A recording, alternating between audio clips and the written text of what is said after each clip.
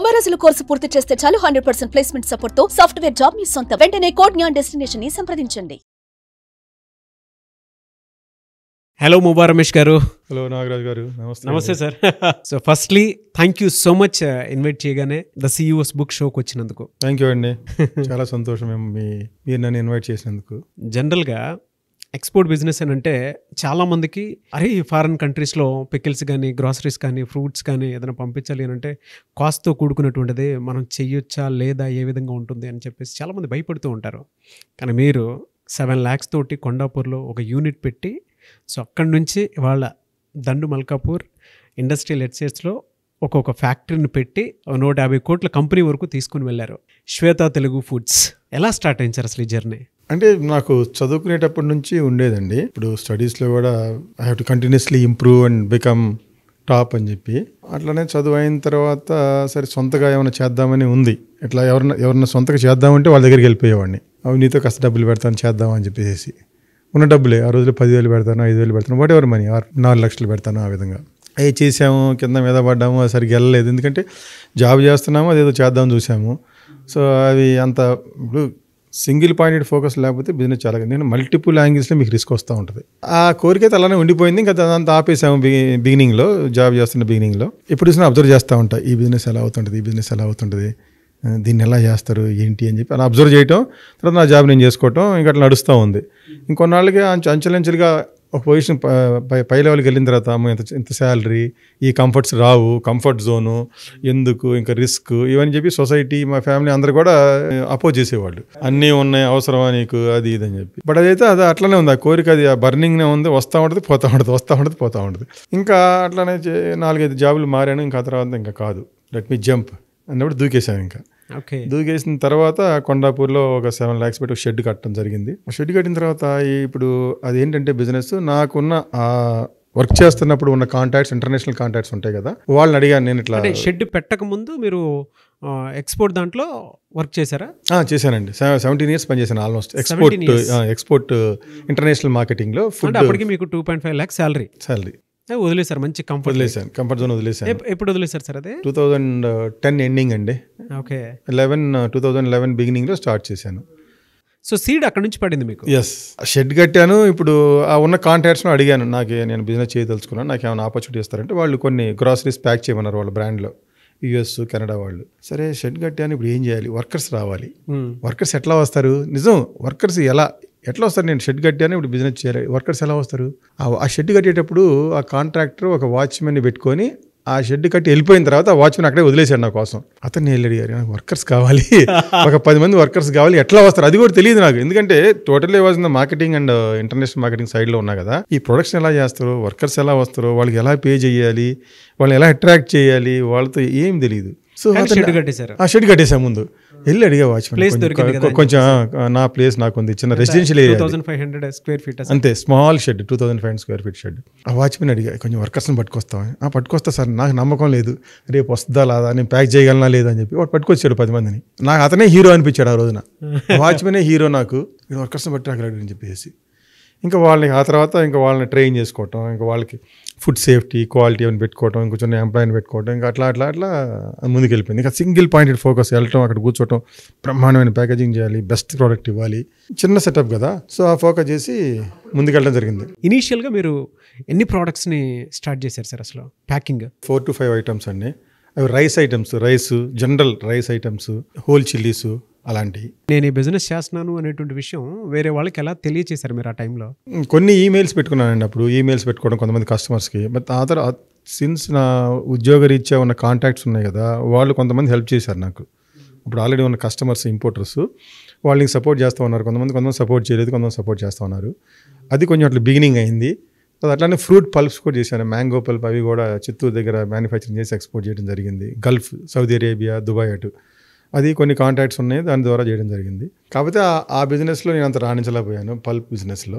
దాన్ని ఇంకా అలా వదిలేసేసి ఈ గ్రాసరీస్, దాన్ని ప్రాసెస్డ్ ఫుడ్స్, బ్రాండింగ్, వీటిలోకి వచ్చేసాను నేను. ఇదే ఫస్ట్ బిజినెస్ అనేది, అంతకుముందు ఏమైనా చేశారా? ఉద్యోగం చేస్తున్నప్పుడు ఎవరన్నా ఫ్రెండో లేకపోతే చుట్టాలు ఎవరైనా చేస్తే అందులో కాస్త పెట్టడం, కూర్చోవటం, అయిపోవటం అవన్నీ చేసాము. ఏదో గ్రానైట్స్ బిజినెస్ చేసాము. నేను అహ్మదాబాద్లో జాబ్ చేశాను, తర్వాత మెడ్రాస్లో జాబ్ చేశాను, తర్వాత హైదరాబాద్లో జాబ్ చేశాను.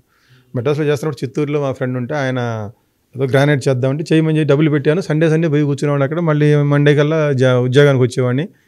అది లాస్ట్కి ఏదో ఇదే కదా, సింగిల్ పాయింటెడ్ ఫోకస్ లేకపోతే ఒక అతను డబ్బులు ఎత్తుపోతాడు, లేకపోతే ఫైర్ యాక్సిడెంట్లు ఇవన్నీ భయపడిపోయాం. అమ్మో ఇంత రిస్క్ అని వదిలేసిందండి. సో అట్లా ఇవాళ దండు మల్కాపూర్ ఇండస్ట్రియల్ ఎస్టేట్లో ఒక ఫ్యాక్టరీ, అందులో కూడా 600 మంది ఎంప్లాయీస్ మిమ్మల్ని నమ్ముకొని వర్క్ చేస్తున్నారు. సో అక్కడ కొండాపూర్ నుంచి ఇక్కడికి రావడానికి మీ జర్నీ ఎలా సాగింది సార్ అసలు? నేను అనుకోలేదండి ఇంత పెద్ద ఫ్యాక్టరీ పెడతానని, నిజంగా అనుకోలేదు. తర్వాత 3 బస్సులు కూడా ఉన్నాయి. విలేజెస్కి వెళ్ళి వర్కర్స్ని తీసుకొస్తుంది, లేడీ వర్కర్స్ని. ఇవన్నీ నేను చేస్తాను నిజంగా అనుకోలేదు. నేను ఫ్యాక్టరీ పెడతాను కూడా అనుకోలేదు. అదేంటంటే I was just continuing in my journey with positivity and courage. ఆ కరేజ్ కూడా ఫస్ట్లో అంత కరేజ్ ఉండేది కాదు, నిదానం పెంచుకుంటూ వచ్చాను. సో తర్వాత ప్రాసెస్ ఏ విధంగా జరిగింది అసలు? ఫస్ట్ ఇక్కడ చేసామండి. ఇక్కడ చేసిన తర్వాత మా సింగిల్ పాయింటెడ్ ఫోకస్, క్వాలిటీ చూసుకోవటం వలన, సర్వీస్ మంచిగా ఉండటం వలన, కస్టమర్స్తో కూడా మంచిగా మా కమ్యూనికేషన్, టైమ్లీ కమ్యూనికేషన్. అప్పటివరకు 2 గంటలు 3 గంటలు నిద్రపోయేవాడిని. ఎందుకంటే అప్పటివరకు కస్టమర్స్ సర్వీస్ చేస్తుండేవాడిని కూర్చొని. నేను ఇంకిద్దరు ఒకరిద్దరే కదా, స్టాఫ్ ఉంటే వాళ్ళు చేస్తారో నేను పడుకోవచ్చు. బట్ అంతా నేనే కదా, అప్పుడు నేనే ప్యాకింగ్ చేసుకోవాలి, నేనే కొనుక్కోవాలి, నేనే కస్టమర్స్కి కమ్యూనికేషన్ చేసుకోవాలి. వాళ్ళకి ఏమన్నా డాక్యుమెంట్స్ కావాలంటే షిప్పింగ్లో డాక్యుమెంట్స్ ఉంటాయి కదండి, అవన్నీ నైట్ కమ్యూనికేషన్, వాళ్ళకి ఈమెయిల్ పెట్టడం, వాళ్ళతో ఫోన్లో మాట్లాడుకోవటం. సో ఇట్స్ ఆల్ అంటే ఐఎమ్ ఎట్ యువర్ సర్వీస్ అనే విధంగా ఉండేవాడిని. నేను ఇస్తున్నాను అని ఉండేది కాదు. మరి అది ఎందుకో నా సబ్మిషనెస్ వచ్చేసింది. So I'm at your service, నీకు ఈమెయిల్ కావాలంటే టక్ని చేస్తాను, డాక్యుమెంట్స్ కావాలంటే ఫాస్ట్గా ఇస్తాను, రిప్లై కావాలన్నా ఫాస్ట్గా ఇస్తాను. So we have to reply with in 6 hours 12 hours అని మాకు మేమే పెట్టేసుకొని, టైం డిఫరెన్స్ ఉన్నా సరే నైట్ అయినా సరే రిప్లై ఇవ్వాలని చెప్పి అట్లా పెట్టుకొని అని చేసి పడుకునేవాడిని. సో ఆ విధంగా ఆ ఫోకస్లో ఏమైందంటే థింగ్స్ వర్ యాడింగ్. కొంతమంది ఎంప్లాయీస్ వచ్చారు, ఇంకొంతమంది కస్టమర్స్ వచ్చారు, కొంతమంది ప్రొడక్ట్స్ యాడ్ చేసాము. ఇంకా అలా వెళ్తుంది, పెద్దగా అవుతుంది. ఆ తర్వాత 2017 బిగినింగ్లో ఒక చిన్న వామన పికిల్స్ అని ఉండేది. అంతకుముందు ఒక కపుల్స్ చేసేవాళ్ళు, ఐ థింక్ 40 years వాళ్ళు చేస్తున్నారు. సో వాళ్ళ దగ్గరికి వెళ్ళి నాకు ఏమైనా ప్యాక్ చేసి పెడతామంటే వాళ్ళు మాకు ఆల్రెడీ వీఆర్ ఏజ్డ్ పీపుల్, మీరు ఏదో ఎక్స్పోర్ట్స్ అంటున్నారు, ఆ ఇంటర్నేషనల్ నామ్స్ మాకు తెలియవు, మేము స్పెండ్ చేయలేము, మేము చేయలేము అని అంటే, అప్పుడు 2-3 years తర్వాత వాళ్ళే మీరు కొనేసుకున్నాం. మ్యానుఫ్యాక్చరింగ్ ఉంటే మనం సొంతగా ఐడియాస్తో కొత్త ప్రోడక్ట్స్ చేయొచ్చు అని చెప్పి అది తీసుకున్న తర్వాత మళ్ళీ ఒక పెద్ద ప్రాజెక్ట్ అయిపోయింది నాకు. అది అక్కడ కూడా మళ్ళీ వర్కర్స్ని జనరేట్ చేయటం, ఆ షిఫ్ట్లు అంటారు, టైమింగ్స్ అంటారు, తర్వాత ఏ మిషన్ కొనుక్కోవాలో తెలియదు, నాలెడ్జ్ లేదు. మిషన్ కొనుక్కోవడం అని తెలియదు నాకు. ప్రాసెసింగ్, ఏ ప్యాకేజింగ్ కొనాలి, ఎంత కొనాలి, ఎక్సెస్ కొనటం, అది ఇది చాలా తప్పులైనవి, రైట్ అయినాయి, అన్నీ జరిగినాయి. దానికి మళ్ళీ క్వాలిటీ కంట్రోల్ తెలుసుకొని ఇంకా అదంతా ఏంటంటే, ఇంకా అదేంటంటే I want to achieve it. So sometimes నేను నా కాంటాక్ట్ చేసేవాడిని. సమ్టైమ్స్ ఆ పర్సన్స్ ఆ సిచ్యువేషన్కి వచ్చి నాకు హెల్ప్ చేసేవి. ఇండస్ట్రీలో ఉన్న కాంటాక్ట్స్ని చూసుకుంటూ ఉండేవాడిని, ఎవరు ఎట్లా హెల్ప్ చేస్తారని చెప్పేసి వాళ్ళు కొంత సజెషన్ చేసేవాళ్ళు. నాకు తెలియకుండా చెప్పే కదా సిచ్యువేషన్స్, పీపుల్ హెల్ప్ చేసేవాళ్ళు. సో ఆ విధంగా ముందుకు జరిగింది. అక్కడ కూడా కొంచెం ఫ్రస్ట్రేటింగ్, ఇది చేయగలమా, మళ్ళీ ఫ్యామిలీలో అంటున్నారు ఇంత కష్టం ఎందుకు, ఇవన్నీ ఏంటి అంతా, వాళ్ళు రారు, వాళ్ళతో ఇది డిస్పాచ్ అవ్వదు, క్వాలిటీ ప్రాబ్లమ్స్, ఇవన్నీ అవసరమా, మళ్ళీ వెళ్ళిపోయచ్చు, మనం ట్రేడింగ్ చేసేసుకో, సింపుల్గా గ్రాసరీస్ కొనుక్కో, ప్రాసెసింగ్ చెయ్యి, ల్యాబ్లో టెస్ట్ చేయి, పంపించేసి ఈజీగా ఉంది, సాయంత్రం నిద్రపోవచ్చు. ఇదేంటంటే అక్కడ మెషినరీ బ్రేక్ డౌన్ అయిందంటారు, పవర్ పోయిందంటారు, వాటర్ లేదంటారు. వాటర్ లేదని చెప్పి ఫ్యాక్టరీ అయిపోయిన రోజులు ఉన్నాయి. మోటార్ అయిపోద్ది, లేకపోతే డ్రైవర్ రాలేదు, ఆ రోజున డెలివరీ అవ్వదు. సింగిల్ పర్సన్సే ఈ కెన్ మీ బిజినెస్ మేజర్గా అఫెక్ట్ చేయొచ్చు. ఒక డ్రైవర్ రావాలి, అతను తీసుకెళ్ళి ట్రక్ని తీసుకెళ్ళి చేయాలి, అతను రాలేదు, ఆగిపోయింది మొత్తం డిస్పాచెస్, మార్కెట్లోంచి గొడవ. అట్లానే రోజు మీకు మోటార్ డౌన్ అయిపోయింది, మనం అన్నీ బ్యాకప్ ఆలోచించుకోలేదు. కానీ ఆ రోజుల్లో డ్రైవర్ ఉంటే అతను చక్కగా న్యాయవంతంగా వచ్చేస్తాడు, పొద్దున్నే తీసుకెళ్తారు అనుకుంటాం మనం. ఆ రోజు ఫోన్ కూడా ఎత్తాడు ఒక్కొక్క రోజు. ఇండియన్ కల్చర్ కదా జనరల్గా. సో మనం ఏంటంటే ఇంటర్నేషనల్ మార్కెటింగ్లో ఉన్నాం కాబట్టి ఆ కస్టమర్స్ అంతా కూడా డిమాండింగ్గా ఉంటారు. నువ్వు నాకు చెప్పిన షెడ్యూల్స్కి ఇవ్వాల్సిందే. వాళ్ళు చెప్తారు కూడా, ఈ వెస్సల్లో నాకు నువ్వు కనెక్ట్ చేయాలని చెప్తారు. అంటే దానికి బ్యాక్వర్డ్కి మనం క్యాలిక్యులేట్ చేసుకొని అంతా ప్యాకింగ్, రా మెటీరియల్ అన్నీ చేసుకొని మనం అక్కడ ముంబైకి పంపించి దాన్ని క్లియరెన్స్ చేసుకొని మళ్ళీ షిప్ కనెక్ట్ అవ్వాలి. ఇలా ఉంటే కానీ మనం ఇక్కడ జనాలు చూస్తే కొంచెం క్యాజువల్ కదా మన కల్చర్. అవును. సో ఇవన్నీ అనిపించాయి. ఇంత డిఫికల్ట్ కల్చర్లో ఉండి మనం అంత స్ట్రిక్ట్ డిమాండ్స్కి మీట్ అవ్వాలి కదా అనిపిస్తుంది అప్పుడు. బట్ అయినా కానీ ఇంకా నిలబడ్డాము, ధైర్యంగా ముందుకెళ్ళాము. సో మానిటరీగాను మానసికంగా కూడా అప్పుడు బాగానే ఉండేది. బట్ లాగుతూ ఉండేవాళ్ళు వెనక్కి. అయినా కానీ something is telling me, come on man, you have to prove it. I mean you నాకేముంటుంది అంటే I want to give the best safe food and quality food to the human beings అని ఉండేది. Okay. అందులో preservatives ఉండకూడదు, కల్తీలు, ఈ compromise అంతా వద్దు డబ్బు సంపాదించడానికి. So we will give the best food అని ఉండేది. సో ఇంకా దాంతో ముందుకు వెళ్తూనే ఉన్నాను. But again same people start supporting now, same family, same near and dear. So అలా వామన పికిల్ నుంచి 1.5 crores తోటి దాన్ని అక్వైర్ తీసుకొని దాన్ని మళ్ళీ ఇప్పుడు దండు మల్కాపూర్కి షిఫ్ట్ చేయడం అయిందండి. అది చిన్న ఫెసిలిటీ. అది మాకు ఎప్పుడు భయం ఏంటంటే యుఎస్ఎఫ్డిఏ ఆఫీసర్స్ వస్తారండి. వాళ్ళు United States Food and Drug Administration ఉంటుందండి. వాళ్ళు United States Department of Agriculture, ఈ అథారిటీస్ వాళ్ళు చెక్ చేస్తారు. They are called regulatory authorities of that country. అట్లానే European Food Safety and Health Authorities ఉంటారు. తర్వాత కెనడాకి ఫుడ్ ఏజెన్సీ అని ఉంటుంది. తర్వాత లాస్ట్ ప్రతి కంట్రీకి ఉంటారు. ఈవెన్ దుబాయ్కి ఉంటారు, సౌదీకి ఉంటారు, Saudi Arabia food and Drug administration. అట్లా మన కంట్రీలో FSSAI అని ఉంది, food safety standards authority of India అని. సో వాళ్ళు ఎప్పుడో వస్తారు. వాళ్ళు సడన్గా నాకు ఆల్రెడీ అయింది. నేను మా కొండాపూర్లో ఉన్నప్పుడు second year of my business the food inspector came. He K FDA inspector, they wrote to us saying that we are coming for a auditing of your facility for the good manufacturing practices, హైజీన్గా చేస్తున్నారా, safety food delivery చేయగలరా అని చెప్పేసి. ఆ షెడ్లో మేము సరే Indian స్టైల్లో సరే జరుగుతుంది ఏమవట్లేదు అని చెప్పి నడిపించేస్తున్నాం మేము. అది తెలియగానే ఏంటంటే మాకు తెలిసింది ఏంటంటే అది ఆడిట్ పాస్ అయితే మేము they will allow us to export, otherwise they will just say stop the exports అని చెప్పి. సో ఇదేంటంటే నాకు ఉన్నది ఒకటే చేతిలో, ఇది ఆగిపోతే మళ్ళీ అని చెప్పేసి ఇంక నేను ఇంకా 30 daysలో I spent 30 lakhs every day 1 lakh on improving the facility, on buying some new machinery, on making the facility hygiene and food safety కి కావాల్సిన విధంగా చేయడానికి అన్నీ. ఇంకా వెనక ముందు ఏమీ ఆలోచన లేదు. ఇంకా ఎప్పుడు సార్ అంటే ఇయర్ ఎప్పుడు? 2012 అండి. 2012 స్టార్ట్ అయిన సెకండ్ ఇయర్కి. ఓకే. సో 30 daysకి 30 lakhs స్పెండ్ చేస్తాను. ఎందుకంటే we have to go head, that is nothing like ఇంక అందులో కటింగ్ ద కార్నర్స్, సేవింగ్ ఏమి సేవింగ్ చెయ్యాలా వద్దా ఏం లేదు, చేయటం అంతే. ఇంకా ఎక్కడి నుంచి తీసుకొచ్చారు సార్ అంత మనీ? ఇంకా వచ్చేసింది అంతే. చెప్తున్నా కదా నేను, నా ఫిలాసఫీ అంటే ఇప్పుడు you keep walking with courage, things will you will attract the things to achieve your goal. That is the philosophy I'm following now. Keep walking fearlessly with courage to achieve your goal. So అలా start అయింది. అలా అయింది. So అది pass అయ్యాము. So it was very good. ఆ fear మళ్ళీ మాకు ఇంకో సెకండ్ ఆడిట్ కూడా అయింది. సో ఇప్పుడు ఈ ఫెసిలిటీ మూవ్ అయినప్పుడు ఏమవుతుందంటే మేము ఏమైతే ఫెసిలిటీ కొన్నామో వామన పికిల్స్ వాళ్ళ దగ్గర నుంచి, అదేంటంటే అది FDA ఆడిట్ పాస్ అవుతుంది. అందుకని చెప్పి ఇంకా దండు మల్కాపూర్లో కట్టుకొని we were the first unit to construct అక్కడ కొత్త ఇండస్ట్రియల్ ఎస్టేట్లో తొందరగా కన్స్ట్రక్ట్ చేసుకొని వీ వాంట్ బి రెడీ. ఆతృత ఉంది లోపల, ఆ భయం ఉంది. శ్వేత తెలుగు ఫుడ్స్ దాన్ని శ్వేత తెలుగు ఫుడ్స్గా, వాళ్ళు తెలుగు ఫుడ్స్ అనే బ్రాండ్తో చేస్తున్నారు. దాన్ని మేము శ్వేత తెలుగు ఫుడ్స్గా మార్చుకొని మై పేరు పెట్టి then we started entering to many countries. దండు మల్కాపూర్లో ఎప్పుడు ఏ ఇయర్లో స్టార్ట్ అయింది? 2021. ఇవాళ 30 కంట్రీల్లో మీ ప్రోడక్ట్స్ అన్ని ఎక్స్పోర్ట్ అవుతూ ఉన్నాయి. అవునండి, అవును సార్. ఓన్ మ్యానుఫ్యాక్చరింగ్ ఏమి ఉంటాయి సార్ మీ దగ్గర ఉండేటువంటి ప్రోడక్ట్స్? మేము చేసేవన్నీ ఎక్సెప్ట్ గ్రాసరీస్, మిగతా అన్ని మేము ఓన్గా చేస్తామండి. ఇప్పుడు స్నాక్స్ 30 varieties ఆఫ్ స్నాక్స్ చేస్తాము. పికిల్స్ ఉన్నాయి 20 varieties of pickles. Cooking paste అంటాము, జింజర్ గార్లిక్ పేస్ట్ కానివ్వండి, లేకపోతే బిర్యానీ పేస్ట్ అని చెప్పి ఇలాంటి పేస్ట్లు. చట్నీ పౌడర్స్ అంటే మన కారపొళ్ళు, నల్ల కారం, తర్వాత వెల్లుల్లి కారం, ఇలాంటివి. ఫ్రోజన్ ఫుడ్స్ ఎక్స్పోర్ట్ చేస్తాము. సమోసాలు, తాటి ముంజలు, చింత చిగురు, ఇలాంటివన్నీ ఎక్స్పోర్ట్ చేస్తాము ఫ్రోజన్లో. ఇవన్నీ కూడా మేము ఇంటర్నల్గా చేసేయనండి. ఇన్ని వెరైటీస్ మేము ఇంటర్నల్ చేస్తాము. ఈవెన్ చిక్కీస్ చేస్తాము, అంటే పీనట్ బాల్స్ అవి. So entire things we make in our own. So groceries అంటే అన్నీ మేము, ఇప్పుడు రైస్ మిల్ అంటే మాకు రైస్ మిల్ లేదు. We go to the mill, we audit the facility, అక్కడ ల్యాబ్లో టెస్ట్ చేసుకుంటాము డిఫరెంట్ పెస్టిసైడ్స్ కను వాట్ ఎవర్ ఏ కంట్రీకి ఎక్స్పోర్ట్ చేస్తామో ఆ నామ్స్ ప్రకారం టెస్ట్ చేసుకొని ఇది పాస్ అయితే మా ఫెసిలిటీ తీసుకొచ్చి అక్కడ మళ్ళీ ఏదైనా హైజీనికల్గా మేము ప్యాక్ చేసి దానికి లేబులింగ్ ఏ కంట్రీ కావాలంటే ఆ లేబులింగ్ వేయాలండి, లేకపోతే వాళ్ళు రిజెక్ట్ చేస్తారు. Every small thing is a big thing. మనం అనుకుంటాం ఇదే కదా లేబుల్లో ఏముందో, చిన్నది లేకపోయినా సరే, ఒక బ్యాచ్ నెంబర్ సరిగ్గా లేకపోయినా, ఒక లాట్ నెంబర్ లేకపోయినా రిజెక్ట్ చేస్తారు. మేము అవన్నీ కూడా ఫేస్ అయ్యాం కూడా. ఫేస్ చేశారు యూరోప్లో కానీ, కెనడాలో కానీ, యూఎస్లో కానీ. సో ఇవన్నీ ఈ నామ్స్ అన్ని తెలుసుకొని దాని ప్రకారం మేము టెస్ట్ చేసుకొని మల్టీ లెవెల్ టెస్టింగ్ చేసుకొని పంపిస్తామండి. లేకపోతే కనుక డెఫినెట్గా 100% రిజెక్షన్ అంటే రిజెక్షన్. ఇంకేదో ఫస్ట్ వార్నింగ్ సెకండ్ వార్నింగ్ కూడా ఉండదండి. అక్కడ కూడా ఇంకా మళ్ళీ వాళ్ళతో మాట్లాడటానికి కూడా ఏముండదు అక్కడ. They are just emotions less. They work like a machine, ఒక రోబోట్ లాగా పనిచేస్తారు అంతే.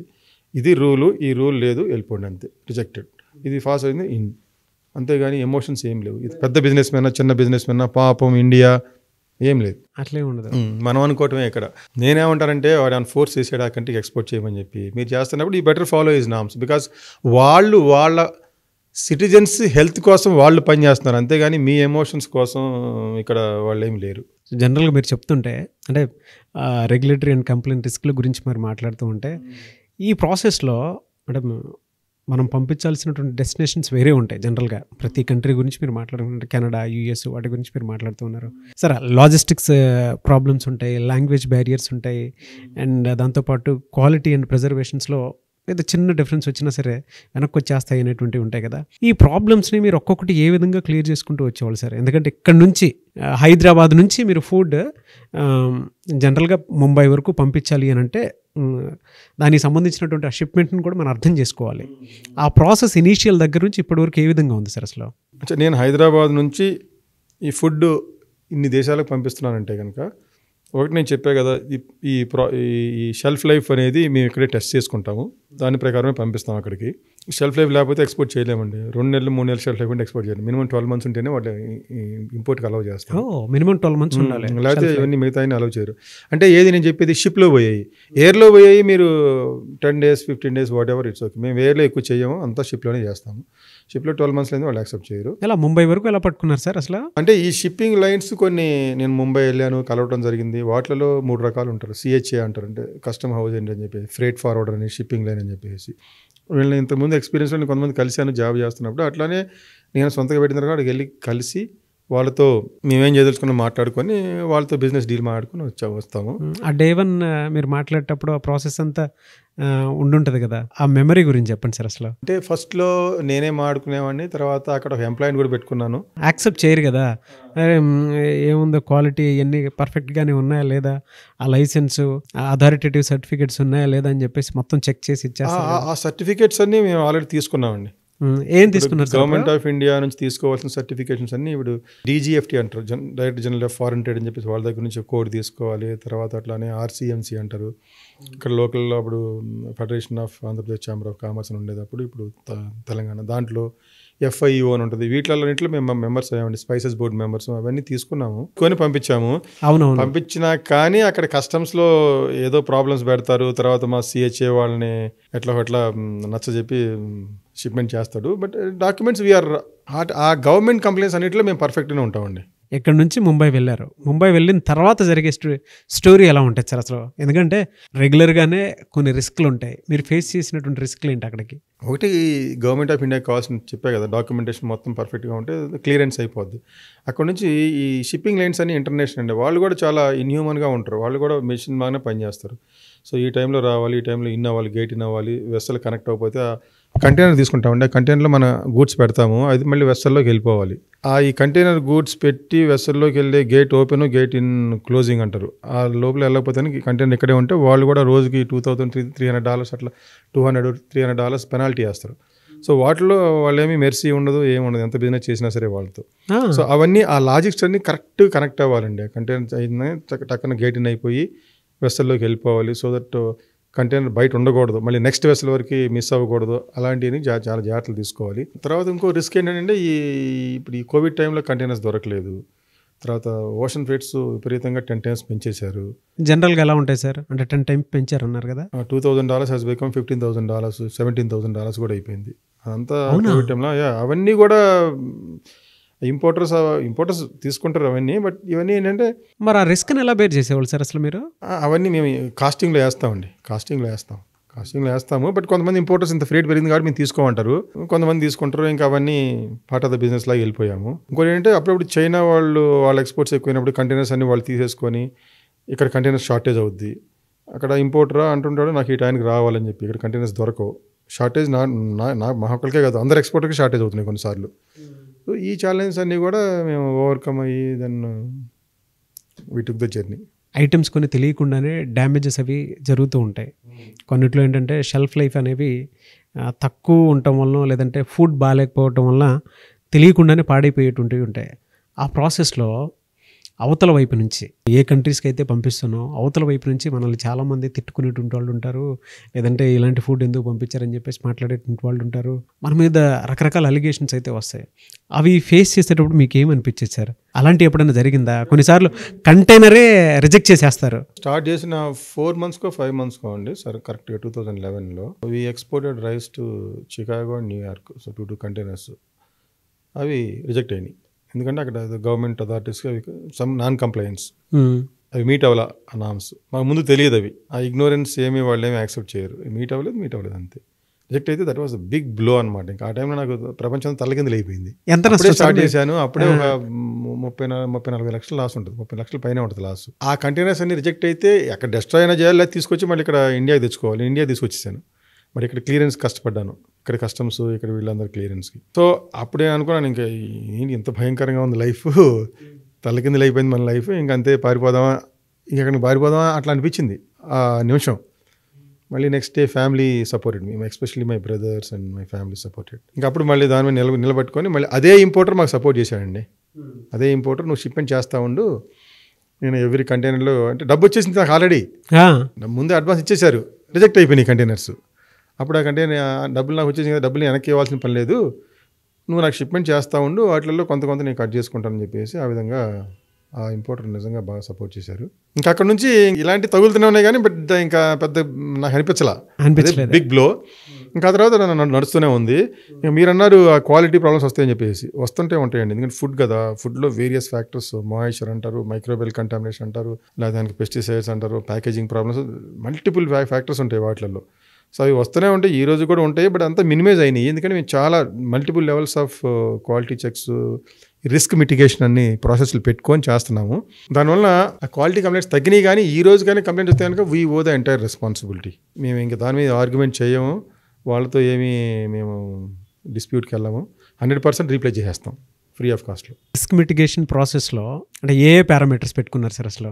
మల్టిపుల్ అండి. ఇప్పుడు ఒకటి డాక్యుమెంట్ ఎగ్జాంపుల్, ఎందుకంటే మీ వీడియో మాయిశ్చర్ టెస్ట్ చేసుకుంటామండి. ఫుడ్లో మెయిన్ థింగ్ మాయిశ్చర్ అండి.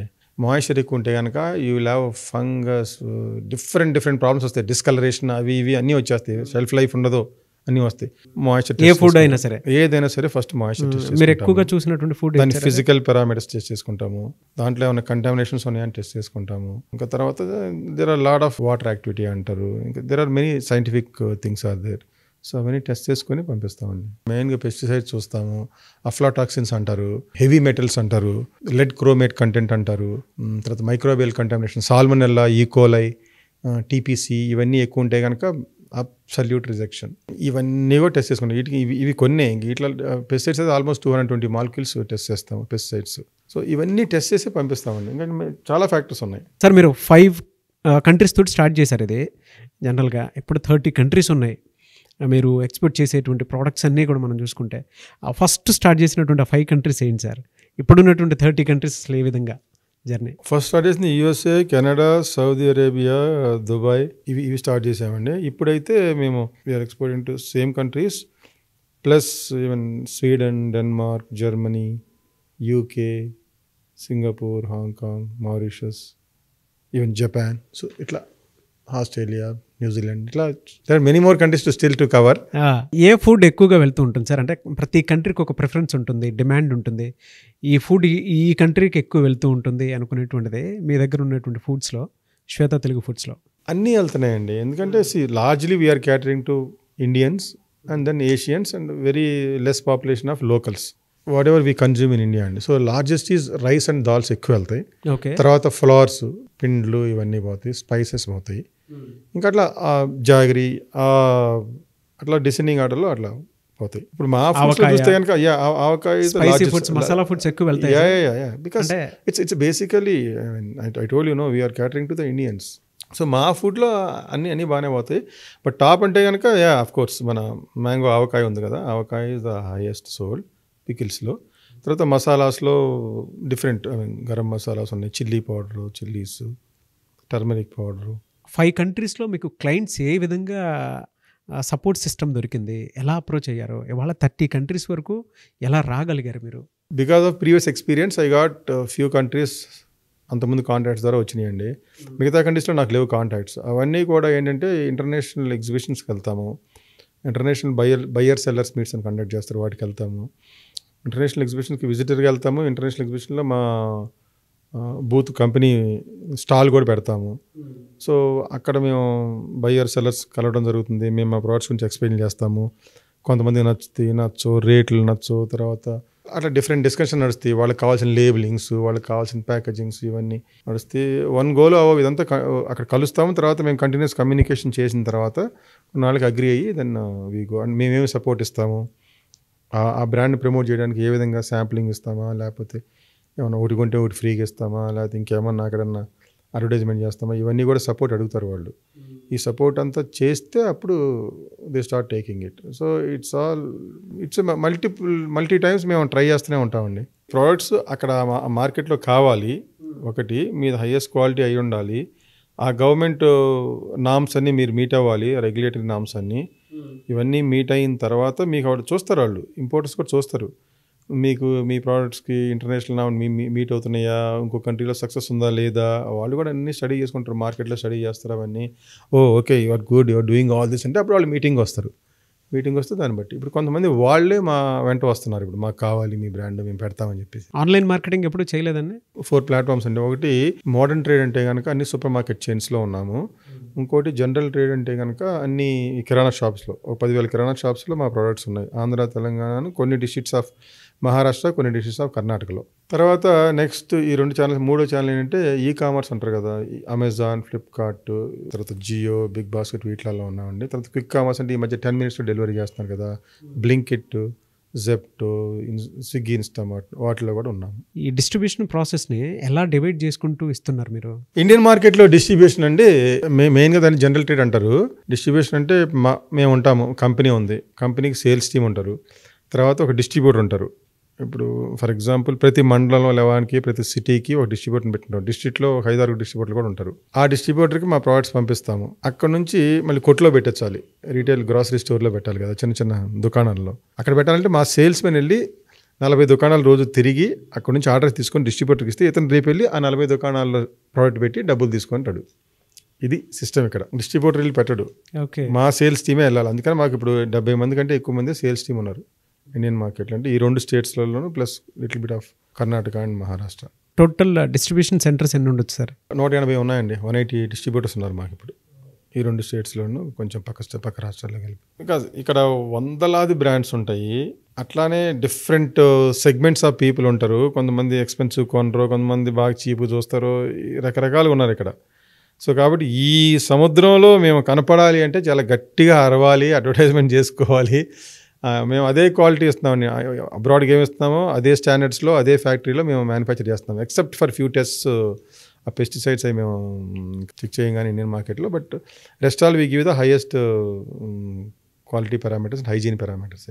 క్వాలిటీ పారామీటర్స్ ఏముంటాయి సార్ జనరల్గా? ఇండియన్ మార్కెట్లో కూడా వాళ్ళు food safety standards authority of India ఉందండి, వాళ్ళు అన్నీ క్లియర్గా ఉన్నాయి. దాని ప్రకారం లేబులింగ్ ఉండాలి, దాని ప్రకారం వాళ్ళు కూడా ఆడిట్ చేస్తారు, స్కోర్ ఇస్తారు వచ్చి, గుడ్ మ్యానుఫ్యాక్చరింగ్ ప్రాక్టీసెస్ అని చెప్పేసి, హైజీన్ నామ్స్ ఎలా ఉన్నాయి, వర్కర్స్ ట్రైనింగ్ ఎలా ఉంది, ఫుడ్ సేఫ్టీ నామ్స్ ఎలా ఉన్నాయి, వీళ్ళు కూడా ఇండియన్ మార్కెట్లో ఈ మధ్య బాగా ఇన్స్పెక్టర్స్ వచ్చి చెక్ చేస్తారు. వాళ్ళు ఫెసై ఆఫీసర్స్ వచ్చి చెక్ చేస్తారు, వాళ్ళు స్కోర్ ఇస్తారు. స్కోర్ తక్కువ వస్తే కనుక it's risk for the unit, they may ask to stop the supplies to Indian market. అలా ఎప్పుడైనా ఫేస్ చేస్తారా? లేదండి, మేము అందరం, ఎందుకంటే ఆల్రెడీ మేము ఎక్స్పోర్ట్స్ మార్కెట్లో గత 14 yearsగా ఉన్నాం కదా, సో మా స్టాండర్డ్స్ చాలా హైగా ఉన్నాయి.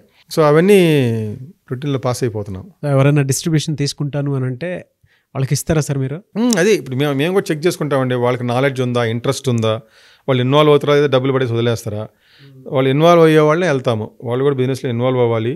వాళ్ళ చుట్టుపక్కల ఉన్న కనీసం 250 కోట్లకి వాళ్ళు సప్లై చేయాలి. తర్వాత వాళ్ళకి ఒక వ్యాన్ ఉండాలి, ఒక డ్రైవరు, వాళ్ళకి కూడా రోజు 40 షాపులకి సప్లై చేయాలి కదా, సప్లై చేసి మళ్ళీ డబ్బులు తీసుకోవాలి. ప్లస్ వాళ్ళకు ఉన్న వేర్ హౌస్, షెడ్ కానివ్వండి, అది కూడా ప్రాపర్గా నీట్గా ఉండాలి. సో ఇవన్నీ చెక్ చేసుకొని మా సేల్స్ వీళ్ళు చెక్ చేస్తారు. వాళ్ళకి మాకు ఇంట్రెస్ట్ ఉంటే then we go with them. ఏదైనా డిపాజిట్ అమౌంట్ ఉంటుందా, ఏ విధంగా ఉంటుంది అసలు? అంటే అడ్వాన్స్ అండి, డిపాజిట్ అమౌంట్లు ఏం లేవు. I mean they pay us, then we deliver the goods. Local మార్కెట్లో రిటర్న్స్ ఎలా ఉంటాయి సార్ డిస్ట్రిబ్యూటర్స్కి, వాళ్ళకి మార్జిన్ కానివ్వండి? డిపెండ్స్ అండి. ఇప్పుడు if you talk about our brand and our company, we give 10% to them. And also volume బేస్డ్గా వాళ్ళు ఏమైనా కొంచెం మంచి టార్గెట్స్ పెట్టుకొని వాళ్ళు బాగా చేస్తే కనుక there are some incentives on top of it. So నేను మీకు చెప్తున్నా కదా, food is a low margin business but it's a volume oriented. And ఇంకోటి చెప్తున్నా ఏంటంటే జనరల్గా హ్యూమన్ బీయింగ్స్ అన్నిటికీ ఖర్చు చేస్తారు. I want to look good in the eyes of others అని చెప్పేసి మంచి డ్రెస్లు, great watches, great shoes, great phones, మంచి కారు, మోటార్ సైకిల్ అన్నీ ఖర్చు చేస్తారు. బట్ ఫుడ్కి వచ్చే వరకు they are very conservative. And ఇంత డబ్బులు, అమ్మో రైస్ 100 రూపాయలు అయిపోయిందా, లేకపోతే ఈ ప్యాకెట్ 200 రూపాయలా అంటాడు. బట్ నేను అనేది ఏంటంటే this is the most sophisticated vehicle for the human being. This is the most sophisticated instrument. దీంట్లో మంచి ఫ్యూల్ వేస్తే ఇందులో నుంచి ఎక్కువ కాలం ఉంటుంది మిషన్, హాస్పిటల్కి పోకుండా. మంచి ఐడియాస్ వస్తే మంచి పనులు చేయొచ్చు. You can earn or enjoy the life. మీ కార్లు, వెహికల్లో మట్టికి మీరు ఫ్యూయల్ వేయడానికి 4 పెట్రోల్ బంకులు దాటి కల్తీ లేని దగ్గరికి వెళ్ళి వేస్తారు. మీరు దానికి కేర్ తీసుకుంటారు. బట్ దీనికైతే కనుక ఫుడ్ ఎక్కువ కాస్ట్ అవ్వకూడదు, ఏదో వేసేద్దాము, ఎట్లా నడుస్తుందండి ఇది? This is the most important instrument. So my request is go for yes quality food, safe food. చూడండి, అనలైజ్ చేయండి బ్రాండ్ని. Ever is making hygienically quality చేస్తే కొంత డబ్బు ఎక్కువైనా కొనుక్కొని తింటాం. హ్యూమన్ బీయింగ్స్ చేయాలి అది.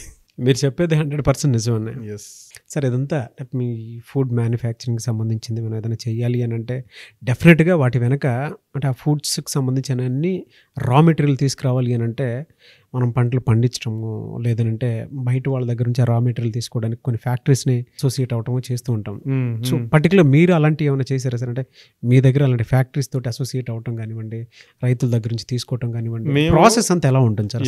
కొన్ని ఇప్పుడు మేము చేసే కొన్ని వెజిటబుల్స్, ఫ్రూట్స్ అవన్నీ కూడా డైరెక్ట్గా రైతుల దగ్గర కొనుక్కుంటామండి. ఎక్కడైతే ఎక్కువగా గ్రో అవుతాయో, ఎక్కడైతే పాపులరో అక్కడికి వెళ్ళి తీసుకుంటామండి. అవి మేము అక్కడ టెస్ట్ చేసుకుంటాము. మళ్ళీ పెస్టిసైడ్స్కి వీటన్నిటికి కూడా క్లయింట్ డిమాండ్ని బట్టి మీ సప్లై ఉంటుంది. ఏదైతే కంట్రీకి ఏదైతే నామ్స్ ఉన్నాయో అంటే చాలా రిస్క్ అండి. ఎక్స్పోర్ట్స్లో వాళ్ళు చిన్న చిన్న వాటికి మొత్తం రిజెక్ట్ చేసేస్తారండి కంటైనర్ మొత్తం, చిన్న ఇష్యూకి. సో కాబట్టి అలా మేమేమి ఆ రిస్క్ తీసుకోము. తర్వాత ఇండియన్ మార్కెట్కి కావాల్సిన ఇండియన్ మార్కెట్లో టెస్ట్ చేసి తీసుకుంటామండి. టెస్టింగ్, రా మెటీరియల్ టెస్టింగ్ అయిన తర్వాత దాన్ని డిఫరెంట్ విధాలుగా ప్రాసెస్ చేయటం, వాషింగ్ చేయటం, వాటిని ప్రాసెస్ చేయటం అన్నీ చేసి ప్రోడక్ట్ అయిన తర్వాత మళ్ళీ టెస్ట్ చేసుకుంటాం. ఫైనల్ ప్రోడక్ట్ కూడా టెస్ట్ చేసుకుంటాము. ఆన్లైన్లో టెస్ట్ చేసుకుంటాం. డిఫరెంట్ పారామీటర్స్ డిఫరెంట్ స్టేజ్లో. సో ఇట్లా డిఫరెంట్ లెవెల్స్లో చెక్ చేసుకుంటేనే కానీ ప్రోడక్ట్ బయటికి రాదు. ఎంత లాస్ అయ్యారు సార్ అసలు? సడన్ షాక్ కదా, ఫస్ట్ పెట్టిన 1 yearలోనే 30 lakhs ప్లస్ లాస్ అయ్యాను. ఇంకో సంవత్సరంలో ఎక్కడో ఇంకో కంట్రీలో ఒక ఇంపోర్టర్, ఆస్ట్రేలియన్ ఇంపోర్టర్ ₹1 కోటి కొట్టేసాడు. కోటి. ఇంక ఇవన్నీ ఏంటంటే ఓకే, ఆ దెబ్బ తగిలిన తర్వాత ఇంకా నిదానంగా ఇంకొంచెం మెచ్యూరిటీ ఇంకొంచెం అట్లా వచ్చేసిన తర్వాత ఇప్పుడు నౌ ఇట్ ఈస్. మిమ్మల్ని బాగా బాధ పెట్టినటువంటి ఇన్సిడెంట్ ఏంటి సార్? అంటే ఇది జరగకుండా ఉంటే బాగున్ను, దీనివల్ల నేను ఇలా మారాల్సి వచ్చింది అనుకున్నటువంటి ఇన్సిడెంట్ ఏంటి సార్ అసలు మీ లైఫ్లో? నాది కూడా తప్పు ఉంటుంది కానీ నేను అన్నెసరి కానీ క్రియేట్ ఇచ్చేసుకుంటూ కూర్చున్నాను. మీరంత మెచ్యూరిటీలోకి వచ్చారు కాబట్టి ఇప్పుడు మీరు అలానే అంటారు. ఇప్పుడు ఆ రోజుల్లో బాధ అప్పుడు కరెక్ట్ నమ్మకూడదు, మనుషుల్ని నమ్మకూడదు. అది ఏ ఇన్సిడెంట్లో అనిపించింది? అదే ఆ ఇంపోర్టర్ నేను అతను పంపించు, బాగా పోతుంది నీ ప్రోడక్ట్, బాగా పోతుంది అని చెప్పి నేను పంపిస్తా ఉండేవాడిని. అయ్యా డబ్బులు ఇవ్వండి, ఇస్తా రేపే ఇస్తా, ఇదిగో చూడు నేను బ్యాంక్లో నిలబడ్డాను, అది బ్యాంక్కి నేను డాక్యుమెంట్ ఇస్తాను అని చెప్పి ఫోటోలు కూడా పెట్టేవాడు. ఓకే, చక్కగా మన అన్నీ పెడుతున్నాడు కదా, వస్తువులు బ్యాంకులో ఈరోజు హాలిడే అంట, రేపు ఏదో ప్రాసెసింగ్ అవుతుందని ఇట్లా చెబుతూ ఉండేవాడు. నేను మీ ప్రోడక్ట్ బాగా అమ్ముడుపోతుందంటే నేను ఇక ఆ లైన్లో వెళ్ళిపోయా. కానీ ఇతను ఇక్కడ ఏమైనా చేస్తాను నేను అనుకోలేదు. అది కొంచెం అత్యాశ నాకు కూడా. ప్రోడక్ట్ బాగా వెళ్తుంది, పంపిద్దాం, మార్కెట్ షేర్ తీసుకుందాం అని చెప్పేసి. కానీ బాబు ఇక్కడ ప్రోడక్ట్ మొత్తమే పోతుందని చెప్పేసి ఆలోచించలేదు కదా నేను కూడా. సో కొంచెం అత్యాశలోకి వెళ్ళాను నేను కూడా. ఏ కంట్రీ వాళ్ళతో జరిగింది సార్ అది? ఆస్ట్రేలియా వాళ్ళతో పంపించేసాను. తర్వాత మొత్తం ఇంకా ఫోన్ లేదు, ఏం లేదు, అంతా ఎత్తేస్తే వెళ్ళాము, కలిసాము. అప్పుడు చాలా ఫ్రస్ట్రేటింగ్ అనిపించింది. మనుషులు నమ్మకూడదు. అండ్ బిజినెస్లో మనం కొన్ని basic SOPs, basic norms follow అవ్వాలి అంతేగాని వాటిని మించిపోకూడదు అని చెప్పేసి అప్పుడు అర్థమైంది. దానికి సఫర్ అయ్యాను నేను. దాంట్లో నుంచి మళ్ళీ నేర్చుకున్నాను, గట్టిగా అయ్యాను. ఏడుపు, బాధ అవన్నీ, ఏడుపు అన్నీ కూడా. ఎస్, నాకు నేనే ఏంటి like stupid you are doing all this nonsense అనుకోవటం. సో నాకు నేను తిట్టుకోవటం అవన్నీ అయినాయి. చాలా ఉన్నాయి అవమానాలని. ఫస్ట్ స్టార్ట్ చేసినప్పుడు నేను ఒక కంపెనీలో పనిచేసేవాడిని, ఇంతకుముందు చెప్పే కదా. అక్కడ నాకు జూనియర్ మోస్ట్ ఒక డిజైనర్ ఉండి ఆర్ట్ వర్క్ డిజైన్ చేసేవాడు. నేను కంపెనీ స్టార్ట్ చేసిన తర్వాత అతన్ని అడిగాను, నేను కొంచెం నాకు ఒక లేబుల్ మంచి ఆర్ట్ వర్క్ చేసి పెడతావా అని చెప్పేసి. అతను మీరేం డబ్బులు పే చేస్తారు సార్ అని చెప్పి నన్ను రిజెక్ట్ చేశాడు. షిట్ అనిపించింది, ఏంటి మనుషులు ఎట్లుంటారు. అప్పుడున్నప్పుడు సార్ అనేవాళ్ళు కంపెనీలో. మనం హై పొజిషన్లో ఉన్నప్పుడు వచ్చి మనం సొంతగా స్టార్ట్ చేస్తే నువ్వే ఇస్తావు డబ్బులు అన్నాడు. చా అనిపించింది. సో అది కొంచెం బాధపడటం జరిగింది. సో ఏం చేస్తాం, ఆ రోజు 10,000 కూడా ఇవ్వలేను నేను. కొత్త ఆర్ట్ వర్క్ చేసుకోవడానికి. సో బట్ ఈ రోజున అదే పీపుల్ నా వెనకాల ఉన్నారు, సేమ్ పీపుల్. సార్ నాకు బిజినెస్ ఇస్తామని చెప్పి. అచీవ్మెంట్ అంటే same person is coming, same person. Sir నాకు బిజినెస్ కావాలి మీ దగ్గర నుంచి. మీకు ఎలా అనిపిస్తుంది సార్? అంటే అప్పుడు నాకు బాధ వేసింది, తర్వాత కొంచెం వాడి మీద కసి తీర్చుకోవాలనిపిస్తుంది. కానీ ఇప్పుడు ఓకే, మీరు అడిగిన హెల్ప్ ఏంటి అది? ఒక లేబుల్ తయారు చేయాలి ఒక కంట్రీకి. నేను ప్రతి ప్రోడక్ట్కి లేబుల్ పెట్టాలి కదండి. నాగరాజు గారు నాకు ఆ లేబుల్ చేసేస్తారా అని అంటే, అతను నాకు జూనియర్ మోస్ట్ ప్రీవియస్ కంపెనీలో. అడిగితే సార్ మీరు డబ్బులు ఇవ్వలేరండి, నేను అడిగిన డబ్బులు మీరు చేయను. ఇప్పుడు ఎంత సార్ దాని వాల్యూ? అంటే మీరు 5,000 6,000 ఇవ్వాలి. ఆ రోజు నాకు అది కొంచెం డబ్బులు ఎక్కువే. 5,000 నేను అనుకున్నాను, తెలిసినవాడు కదా, ఇంతకుముందు నాకంటే ఎక్కడో కింద పనిచేశాను నాతో పాటు. సరే ఏదో 1,000 తక్కువకు చేస్తారని అనుకున్నాను. మీరు ఇవ్వలేరు సార్ నా డబ్బులు, మీకు చేయను. ఏం చేస్తారు, నేను ఎక్కడున్నాను. మళ్ళీ ఒకసారి గుండ్రంగా తిరిగింది, అంతా గుండ్రంగా తిరిగింది. ఏం చేస్తున్నాం, ఏంటి ఇట్లా అయిపోయింది లైఫ్ అని చెప్పి. బట్ ఇంకా ఓకే, మళ్ళీ సాగాను ముందుకి. ఇంకెవరో హెల్ప్ తీసుకున్నాను, ఏదో ముందుకు అయిపోయింది. తర్వాత చూస్తే ఒక 6-7 ఏళ్ళ తర్వాత రీసెంట్గా 3-4 ఇయర్స్గా same person is coming and asking business. Sir me business నాకు ఇస్తారా? ఓకే. లోపల ఉన్న మనోభావం ఏంటి సార్ అసలు? మనుషులు చాలా short term thinking, long term association, long term ఇది లేదు. చాలా షార్ట్ టర్మ్గా థింక్ చేస్తారు. పొజిషన్ బట్టి, నీ పొజిషన్ బట్టి, నీ financial position or hierarchical position బట్టి జనాలు ఇస్తున్నారు అని ఒక రియలైజేషన్ అనమాట. అది మనం చేయకూడదు. నేను అది చేయకూడదు. నేను ఒకటి చెప్తాను, మేమేంటంటే we are market driven company, consumer driven company, consumer centric company. అంటే వినియోగదారుడు ఏం చెప్తే అది మేము వెంటనే చెక్ చేసుకొని దాని ప్రకారం ఇంప్రూవ్మెంట్ చేయాలంటే ఇంప్రూవ్మెంట్ చేస్తాము. అంతేగాని మేము ఇదే చేస్తాము, మీరు ఇదే కొనాలి అని మేము చేసిందే ఇదని కాదు.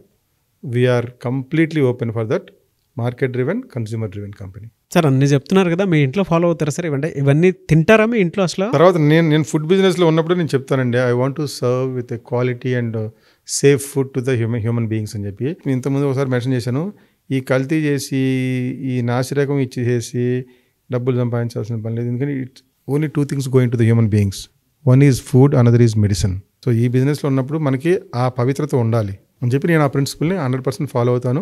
What ever we make in our factory we get and we consume at home. నేను అమ్మేది నేను తినగలిగిందే అమ్ముతాను, మా ఇంట్లో తినగలిగిందే మేము చేస్తాము, అమ్ముతాము. సో కాబట్టి మేము ఇంట్లో అన్ని తీసుకెళ్ళి తింటాం. టేస్ట్ చేస్తారు? ఎస్, తింటాం, డైలీ యూజ్లో తింటాం. రెగ్యులర్ ఉంటాయి మీ ఐటమ్స్ అన్ని మీ ఇంట్లో ఉంటాయి? మా ఇంట్లో ఉంటాయి, మా కిచెన్లో ఉంటాయి, మా టేబుల్ మీద ఉంటాయి, మేము తింటాము. మేము అన్నీ తింటామండి, అన్నీ తిని మేము కూడా చూస్తాం. ఇవన్నీ కూడా ఒకటి తింటాం, ఒకటి సేఫ్ ఫుడ్ అని చెప్పి, ఇంకోటి టేస్ట్, ఆ సెన్సరీ ఎవాల్యుయేషన్ అంటారు, ఆ టేస్ట్ ప్రొఫైల్స్ ఎలా ఉన్నాయి కూడా చూచ్చు. ఆ ఇంట్లో వాళ్ళు ఏమనుకుంటున్నారు ఆ బయట కూడా ఉంది సార్, అదొకసారి చూద్దాం.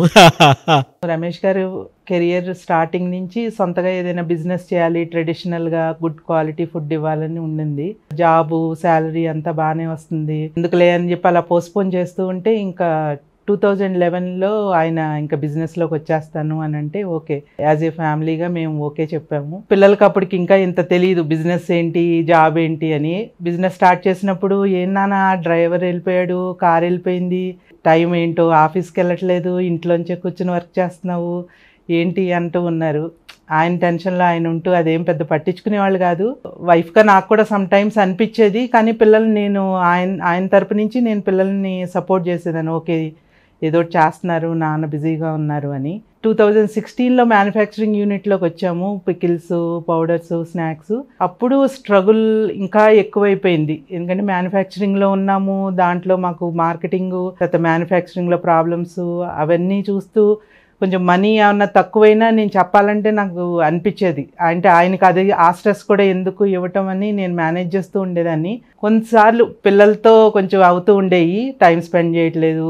మా పెద్ద పాప అడిగేది, నాకు జ్వరం అని కూడా తెలియదు అమ్మా నాన్నకి అని చెప్పి. ఒకసారి ఏడ్చేదనమాట, జ్వరం అని కూడా నన్ను అడగట్లేదు నీకు ఎలా ఉంది అని. అంటే ఇంకప్పుడు తను గ్రో అయిన తర్వాత తనకి తెలిసింది ఏంటి బిజినెస్ అనేది.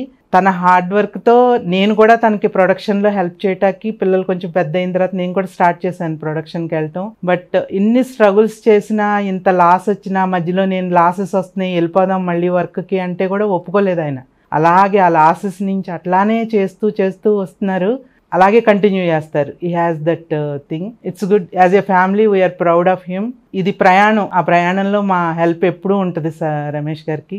నేను కాలేజ్లో 20 years ఓల్డ్ ఉన్నప్పుడు డాడీ బిజినెస్లోకి ఎంటర్ అయ్యారు. అప్పటి వరకు చాలా కంఫర్టబుల్ లైఫ్ అండ్ చాలా పెద్ద పొజిషన్ నుంచి he took that major step అనమాట. సడన్గా కొంచెం చేంజెస్ అయితే మాకు కనిపించాయి in the way that we live in అంత స్టడీ లైఫ్ స్టైల్ నుంచి something risky, something new is happening అని అనిపించింది. రిలేటివ్స్ కూడా మిక్స్డ్ ఒపీనియన్స్ లాగా వచ్చేవి, like why are you going into business, ఇద్దరు అమ్మాయిలు అండ్ ఇట్స్ ఆల్వేస్ రిస్కీ ఇంత మంచి కార్పొరేట్ లైఫ్ ఉన్నప్పుడు అని చెప్పి. But personally even 1 year into the business, అంటే because of his the way he speaks, because of his thoughts, the way he thinks, మాకైతే ఎప్పుడు ప్రౌడ్గానే ఉండింది on how he's doing business. అందరూ డెసిగ్నేషన్ రాస్తారు కదా వాళ్ళ పేరెంట్స్ ఇన్ఫర్మేషన్లో, చాలా ప్రౌడ్గా రాసుకునే వాళ్ళము that he's a business man, that he's an entrepreneur అని చెప్పి. అప్పుడు స్టార్ట్ చేసినప్పటి నుంచి అయితే ఎగ్జాక్ట్గా ఆయన ఏం చేస్తున్నారో తెలియకపోయినా ఆయన విజన్, ఆయన thoughts, the way he thinks బిగ్ని చూసి నేనైతే I grew up being very proud of him. ఇప్పుడు ఈ స్టేజ్కి వచ్చాక యాజ్ అ రినౌండ్ బ్రాండ్ ఇన్ని కంట్రీస్లో మేము ఎస్టాబ్లిష్ అయ్యాక it is so inspiring that ఆయన ఇంకా అట్లనే ఉంటారు. ఒక ఆంటర్ప్రెన్యూర్ బేసిక్ లెవెల్ నుంచి ఎట్లా స్టార్ట్ అయ్యారో టుడే ఆల్సో ఆయన బిజినెస్ని అట్లానే అప్రోచ్ చేస్తారు. సో మేము ఆ హంబుల్నెస్ అనేది, ఆ డౌన్ టు ఎర్త్ ఉండేది అనేది every day he inspires us. I think ఆయన స్టార్ట్ చేసినప్పటి నుంచి మమ్మీ ఎప్పుడూ ఆయనకు సపోర్ట్ చేసింది. అండ్ టుడే మేము అడల్ట్స్ అయ్యాక నేను మా చెల్లి we've always supported him. And ఆయన బిల్డ్ చేసిన ఈ బ్రాండ్కి ఇంకా ఆయనకి we're forever indebted and మా సపోర్ట్ ఎప్పటికీ ఉంటుంది ఆయనతో. And we are with him on this journey to do more success and more achievements. Nikhita గారు, శ్వేత గారు అయితే ఆన్ స్క్రీన్ రాలేదు, ఆవిడ మెడ్రాస్లో ఉందండి. అండ్ మీ మిస్సెస్ కూడా ఇచ్చారు. పెద్ద పాపకి ఫీవర్ వచ్చినా కూడా అయ్యో డాడీకి తెలియదా నాకు ఫీవర్ ఇచ్చినటువంటి విషయం అని చెప్పేసి చెప్పారు.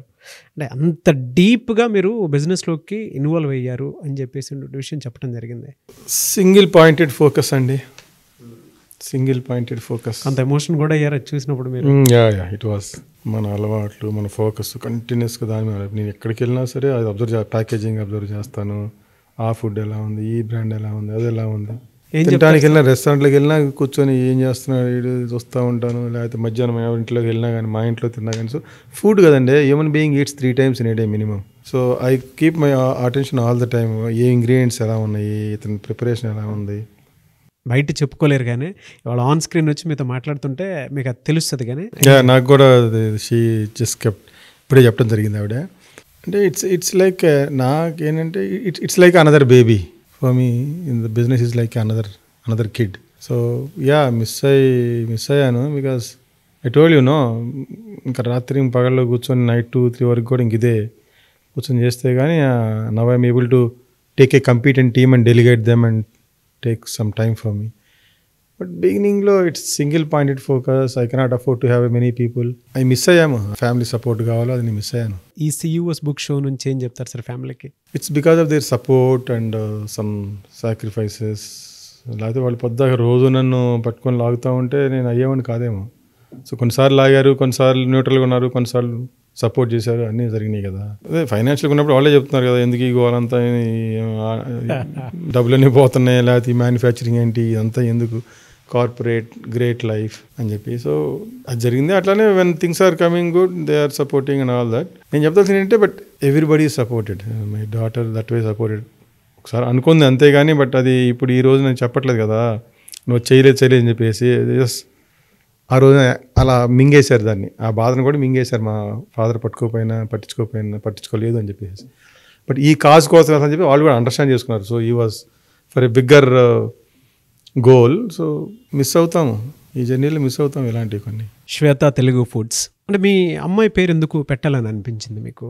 అదేంటంటే ఇప్పుడు we want to add some more Indian range, south Indian range. So Telugu cuisine represent చేస్తూనే ఇంకేమైనా సౌత్ ఇండియన్ ఎక్స్క్లూసివ్లీ ఫస్ట్లో ఓన్లీ తెలుగు క్విజిన్ స్టార్ట్ చేసాము. మళ్ళీ ఇప్పుడు ఇంకేమైనా కొన్ని యాడ్ చేయాలంటే కనుక the brand has to be little broader అని చెప్పి ఇంకా కామన్ నేమ్ లాగా మా అమ్మాయి నేమ్ పెట్టాము.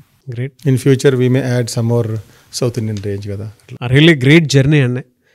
Very happy for you. ఎందుకంటే నాకు చాలా ప్రౌడ్గా కూడా ఉంది. తిరువురు పక్కనే విసనపేట, మీకు నాకు 10 kilometers డిస్టెన్స్. అసలు మీరు విసనపేట అనేటువంటి విషయం మీరు వచ్చి నాకు చెప్పేంత వరకు కూడా తెలియదు. అవును, అద్భుతమైనటువంటి నాకు తెలియదు. You also at young age you become the topmost corporate leader అయ్యారు. చాలా సంతోషం. Thank you. అదే ఏరియాని చదువుకొని ఈ యంగ్ ఏజ్లో you are leading one division of this company. So I'm really happy. ఎవరైనా సరే ఎక్స్పోర్ట్ బిజినెస్ చేద్దాము అనుకునేటువంటి వాళ్ళకి, ఎక్స్పోర్ట్ ఆర్ జనరల్ బిజినెస్ చేద్దాం అనుకునేటువంటి వాళ్ళకి మీరు ఏం చెప్తారు? One is you should have the strong intent. Don't go after the money, don't have the money goals. You should have a strong intent of what you I want to bring out a different product, I want to bring out to meet the needs of the customers, I want to give the service అని చెప్పి ఒక ఆ service గోలో product గోలో పెట్టుకోండి. And also realise that it's not alone your knowledge which is going to make you successful. There is a universal energy, the energy which is there within you. They will also help you, provided your intent is pure and strong. అక్కడి నుంచి కూడా help అవుతుంది. నీకు కింద పడ్డప్పుడు నేనే లగాలని కాదు, universal energy also is going to help me అని ఆ ధైర్యం, ఆ సపోర్ట్తో ముందుకెళ్ళండి. You will definitely be successful. తర్వాత don't torture yourself with the short term money goals. Short term money goals కోసం ఇన్ని కోట్లు చేయాలి, ఎంత ఇన్ని వెళ్తే సఫరింగ్ ఈజ్ గ్యారంటీడ్ అండి. So you go after your passion, you go after what you like with fearlessly, courageously, just walk, keep walking, keep telling. Your self talk has to B positive. Self talk అంటే మన మైండ్లో నడుస్తూ ఉంటుంది, నేను ఇది చేయగలనా, ఇది చేయలేనా, అది పోద్దా, ఇది పోద్దా అని. ఎప్పుడు it has to be see that it has to be very encouraging and positive. మీ ఇంటర్నల్ టాక్ ఎవరికి కనపడదు. No doctor, no friend, no mother, no wife can make you out. Your talk only you know it, what the hell is going on. That has to be very positive. నేను సాధించగలను, I am anything possible energy, I can achieve it. ఒకసారి కింద పడినా అనుకున్నా కదా పడిపోయాను, no, it has to be continuous. పడితే even test ఉంటుంది అంతా. Universe is not going to give you easily, but you will get it easily also, provide you stand fearlessly with courage. Realise who you are. You are out of you everything is possible. అంతేగాని మీ limited మైండ్తో మాకు అంత డబ్బులు లేవు, మా background ఇది కాదు, నా చదువు ఇది కాదు, ఇవన్నీ these are all very small things. వాటిని పెద్దగా చేసుకొని వాటిని మనం లిమిటేషన్స్లో పెట్టుకుంటున్నాము. అవన్నీ వదిలేసేసి I am out of me, anything is possible అని వెళ్ళాలి. ఒక తెలుగు మీడియం స్టూడెంట్ సార్ మీరు. ఇంటర్మీడియట్ వరకు కూడా తెలుగు మీడియంలో చదివాను. 7th ఇంగ్లీష్లో ఫెయిల్ అయ్యాను. అక్కడ నుంచి పట్టుకున్నాం, అమ్మో ఇది. అప్పుడు సినిమాలు చూసేవాడిని బాగా. 7th వరకు మనకి ఏం లేదు, సినిమా చూడటం. విసనపేటనా సార్? లేదు, విసనపేటలో పుట్టాను కానీ పెరిగిందంతా సత్తుపల్లి. సత్తుపల్లి కమాండ్ డిస్ట్రిక్ట్లో అక్కడ చదువుకున్నాను నేను. ఇంకా సినిమాలు చూడటం, ఆడుకోవడం తప్ప మనకు చదువు ఏం లేదు. 7th ఇంగ్లీష్లో ఫెయిల్ అయిన తర్వాత అప్పుడు వచ్చింది, మ్యాన్ జీవితంలో మనం we only have to excel. నీకు అక్కడ కూర్చొని సినిమాలు పక్కన పెట్టి చదవటం మొదలేశాను. I became college top and intermediate 10th first class, ఇంకా అవన్నీ జరిగినాయి. నేను చదివిందని తెలుగు మీడియం. ఇంకా ఆ తర్వాత చూడండి ఎంత నేర్చుకున్నాము ఇంగ్లీష్లో, వి బికేమ్ ప్రొఫిషియంట్. సో మీరందరూ కూడా వీడియో చూసిన తర్వాత నేర్చుకోవాల్సింది అదే. ఇంటర్మీడియట్లో కూడా భౌతిక శాస్త్రము, రసాయన శాస్త్రం ఇంటర్మీడియట్ పాస్ అయిన తర్వాత కోయంబత్తూర్ అయిన తర్వాత వాళ్ళు ఇంగ్లీష్లో మాట్లాడుతుంటే ఏం తెలియదు. 2 తెలుసు నాకు. What is your name? My name is Ramesh. ఇంకా ఆ తర్వాత నన్ను అడిగితే వచ్చేది కాదు, ఇంకా రాదు, ఇంగ్లీష్ రాదు. Everything is possible. Everything is possible out of this human being. Everyone నేను ఒక్కనే కాదు, అందరూ, ప్రతి human being it's possible. Yes, no doubt. Great journey sir. Thank you so much for the time. Thank you so much for bringing out this out of me. And I really hats off to you. The CEO's book మీద మీ opinion ఏంటి sir? అంటే entire show మీద మీ opinion ఏంటి, ఏం చెప్తారు? అంటే it gives some kind of inspiration to many people who have the doubts, can and cannot, am I able, I am not able, ఇలాంటి questions అన్నీ కొంచెం వాళ్ళకి నివృత్తి అవుతాయి. So probably whatever big goal or small goal they set, they can take few steps. A lot of people will take inspiration out of these things. So thank you so much for creating this platform. Many more successful leaders from different walks of life can come and share with you and inspire the people, because not many positive stories are circulated around in this world. So you are one of them. So I really appreciate. Thank you so much. Thank you Anna. So feedback మీరు బుక్లో రాస్తే I will be very happy. ఇప్పుడే రాయమంటారా? ఇప్పుడే రాయండి. It is done? Yes. Okay.